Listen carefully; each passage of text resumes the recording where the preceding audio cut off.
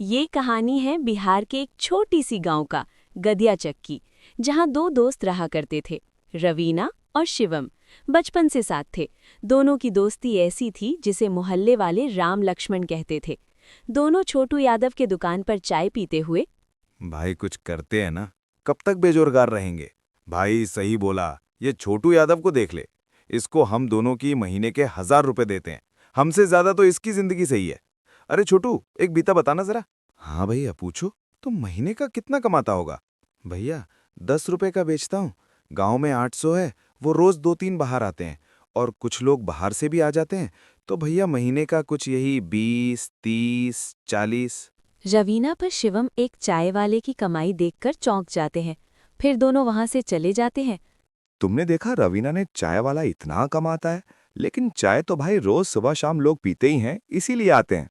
हम लोग क्या करें? हम भी चल एक नाश्ता बेचते हैं, चाय के जैसे ही। इसको भी सुबह शाम लोग खाएंगे। कुछ समोसे बेचने का तो प्लानिंग नहीं कर रहा है? अरे नहीं यार, लोगों को समोसा ही खाना होगा तो वो किशोर के ठेले पर जाएंगे ना। हमें कुछ नया खोलना है। अरे वैसे में हम दोनों गोभी मंचूरियन बेचते हैं ना। गांव में हम पहले होंगे जो मंचूरियन बेचेंगे।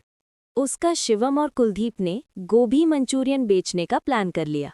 उसके बाद दोनों ने लिस्ट बनाई और बाजार चले गए।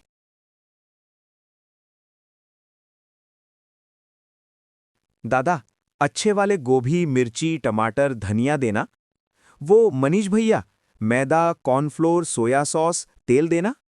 रवीना और शिवम गोभी मंचूरियन बनाने का सारा सामान बाजार से खरीद लिया। घर आकर सब्जी काटकर सारा मसाला मिलाकर उसके गोल गोल पकौड़े बनाकर उसे तलने लगे। भाई तूने तो बहुत अच्छे से मंचूरियन को तला है। पूरा लाल लाल मन कर रहा है खा जाने। तैयार होने के बाद तेरे को ही सबसे पहला प्लेट खिलाऊंगा। बस फिर क्या था। दोनों ने एक छोटा सा दुकान में अपना मंचूरियन लगा लिया। देखने में मंचूरियन काफी अच्छी लग रही थी। कुछ नया देखकर पहले दिन उसके पास लोग खाने, क्या बवाल चीज बनाया है तुम दोनों में, खिलाओ जरा। कुलदीप मंचूरियन बनाते और शिवम ग्राहकों को मंचूरियन देता। जब गांव वालों ने पहली बार मंचूरियन का स्वाद चख, अरे वो भाई खाकर तो मजा ही आ गया।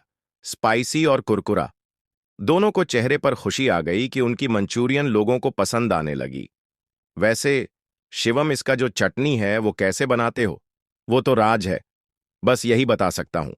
हम दोनों टमाटर और मिर्ची से हाथ से ही बनाते हैं।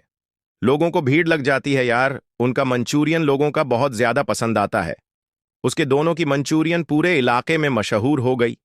गांव के साबर बाहर गांव के लोग भी उसके वहां खाने आने लगे, क्योंकि मंचूरियन का ठेला आसपास कहीं भी नहीं था। हमारा दुकान तो चल पड़ा भाई। अब हमको अमीर बनने से कोई नहीं रोक सकता। हाँ भाई, जल्दी हमारे भी दिन सुधारने लगेंगे। दोनों का दुकान चल पड़ा था। दोनों की काफी अच्छी कमाई भी हो रही थी। लेकिन असल कहानी तो अब यहीं से शुरू होती है। लेकिन कुलदीप के दिल में एक बड़ी बीमारी थी, लालच। लेकिन शिवम मेहनती और ईमानदार था।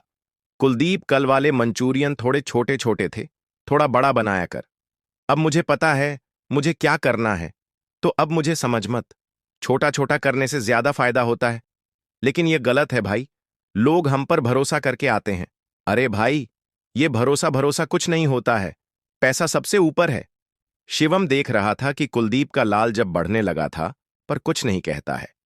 दिन बीता गया और कुलदीप का लालच बढ़ता। एक दिन सुबह सुबह जब कुलदीप सामान लेने गया, अरे मनीष भाई, मुझे जो सबसे सस्ता मैदा है, सस्ते मसाले वो दे दो। भाई, यह बहुत सस्ता है, इससे मंचूरियन अच्छे नहीं बनेंगे। हाँ, लेकिन काम तो चल जाएगा ना, दे दो तुम। वैसे भी मेरे ग्राहकों को कौन सा पता चलेगा। जितना सस्ता सामान रहेगा उतना फायदा। दुकानदार मनीष सामान दे दिया। कुलदीप ने आज उसे सामान से मंचूरियन बनाकर अपना दुकान लगा लिया।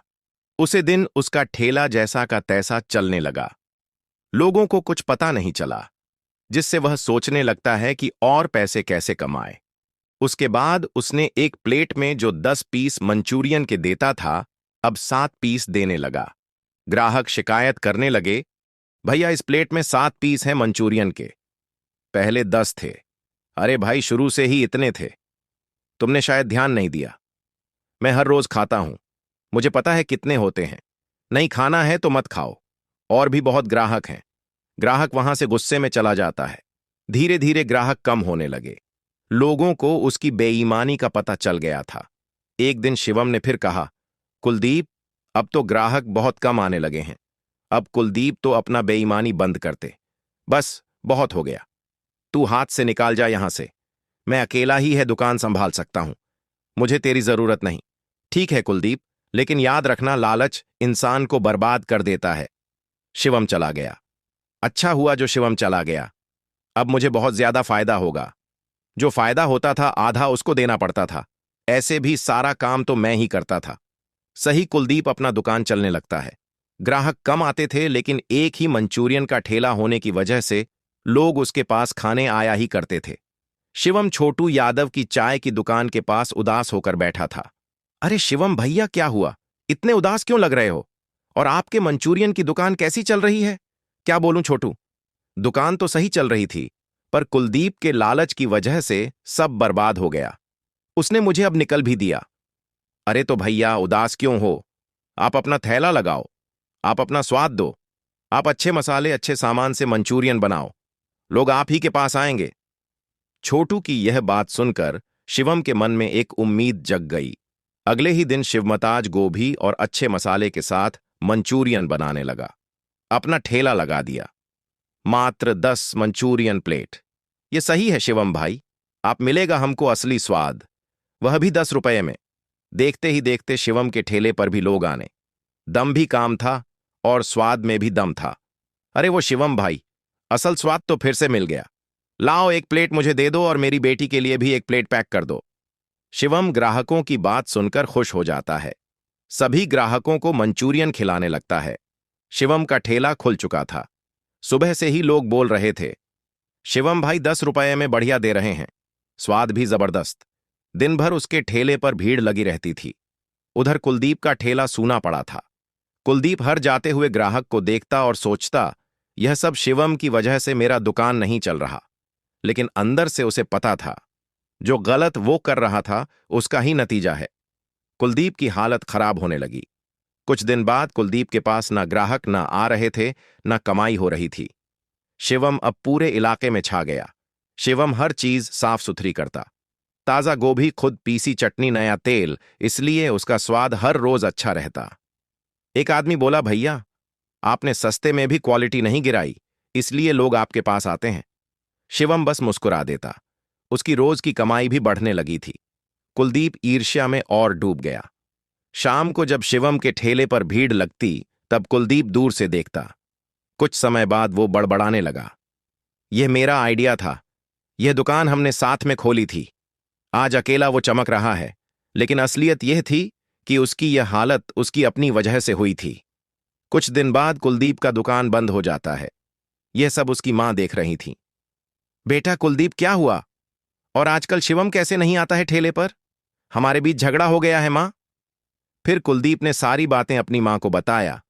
मुझे पता है बेटा, लेकिन सारी गलती तेरी ही है। ना तो लालच करता है, ना यह सब होता। देख, कितने अच्छे दोनों एक साथ दुकान चला रहे थे। अब मैं क्या करूं मां? शिवम होशियार है और समझेगा तू जो उससे माफी मांग ले। अगले दिन है शिवम के ठेले पर जाने के लिए सोचता है। अगले दिन सेठ धनीराम की बेटी की शादी होने वाली थी।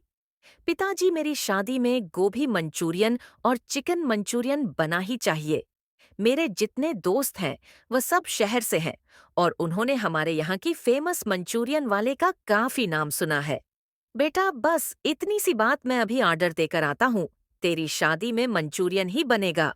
सेठ धनीराम शिवम के ठेले पर जाता है। क्यों भाई शिवम, कैसी चल रहा तुम्हारा काम? अरे सेठ जी, बस आप पढ़ोगे कृपा से। बहुत अच्छी चल रही है। सुनो शिवम, मेरी बेटी की इच्छा है कि तुम उसकी शादी में मंचूरियन बनाओ। तुम कितने तरह के मंचूरियन बना सकते हो? सेठ जी, मैं फिलहाल तो गोभी मंचूरियन बनाता हूँ, लेकिन आपके लिए चिकन मंचूरियन और पनीर चिल्ली भी बना दूंगा। ठीक है, फिर इस 15 तारीख को तुम मेरे यहाँ आ जाना। काफी बड़ा ऑर्डर है, पूरा तो कर पाओगे ना? जी सेठ, बिल्कुल बिल्कुल, आप चिंता मत कीजिए, मैं आ जाऊंगा और सभी बारातियों के लिए मंचूरियन बना दूंगा। शिवम इतना बड़ा ऑर्डर मिलने के कारण खुश था, लेकिन कहीं ना कहीं उसे भी चिंता थी कि इतना बड़ा ऑर्डर वह अकेले कैसे बना पाएगा। ये सोच ही रहा था, तभी उसके ठेले पर कुलदीप आता है।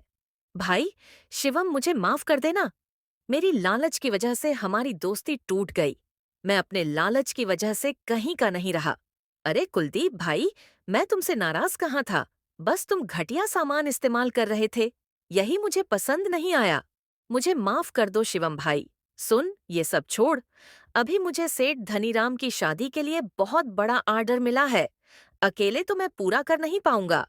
चल दोनों मिलकर गोभी Manchurian chilli, paneer chicken Manchurian बनाते हैं। सच में तुम मुझसे नाराज नहीं हो? दोस्त हो तो तेरे जैसा बिना कुछ पूछे मुझे माफ कर दिया और अपने साथ शामिल भी कर लिया। अरे भाई, मैं बस तेरी माफी मांगने का इंतजार कर रहा था। फिर दोनों बात करते हैं और 15 तारीख आ जाता है, शादी का दिन। दोनों शादी वाले दिन पहुंचे जाते हैं और दोनों दोस्त मिलकर बहुत सारे चिकन काट के उसमें मसाले डालकर चिकन का चिकन मंचूरियन बनाते हैं। फिर काफी बहुत सारा काटकर उसे मिलकर गोभी मंचूरियन बनाते हैं। ऐसे ही वह पनीर का भी पनीर चिल्ली बनाते हैं।